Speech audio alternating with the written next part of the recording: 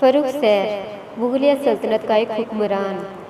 شہزادہ معین الدین محمد فروخ سیر شہزادہ عظیم الشان حاکم بنگال کے ساتھ بنگال میں مقیم تھا۔ 1712 میں بادشاہ شاہ عالم اول کی وفات کی خبر سن کر عظیم الشان نے فروخ سیر کو بنگال میں اپنا قائم مقام مقرر کیا اور خود تخت دہلی کے حصول کے لیے اپنی فوج کے ہمراہ روانہ ہوا۔ شہزادوں کی تخت نشینی کی خونریز جنگوں کے بعد شہزادہ معز الدین جہاندار شاہ تخت طاؤس کا وارث بنا۔ دور حکومت 11 جنوری 1713 سے 28 فروری 1719 تک حکومت کی۔ پیدائش 20 اگست 1685 کو اورنگ آباد مغلیہ سلطنت میں پیدا ہوئے۔ وفات 29 اپریل 1719، عمر 33 سال، دہلی مغلیہ سلطنت میں وفات پائی۔ مدفن مقبرہ ہمایوں میں دفن ہوئے۔ طرز وفات سزائے موت۔ مذہب ان کا مذہب اسلام تھا۔ زوجہ ازواج میں فخر النساء بیگم اور راج کماری اندرا کنور شامل ہیں۔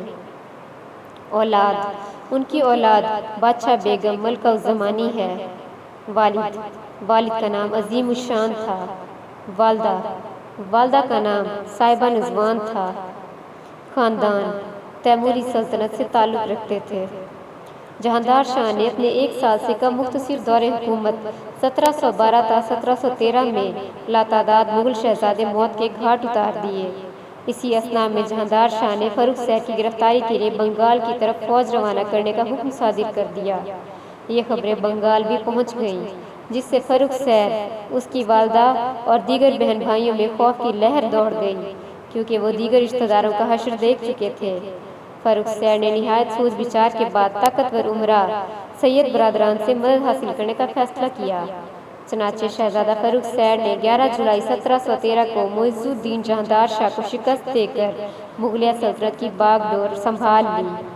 فروخ سیر کو حکومت سید برادران کی وجہ سے ملی تھی، اس لیے وہ ان کے ماتحت تھا۔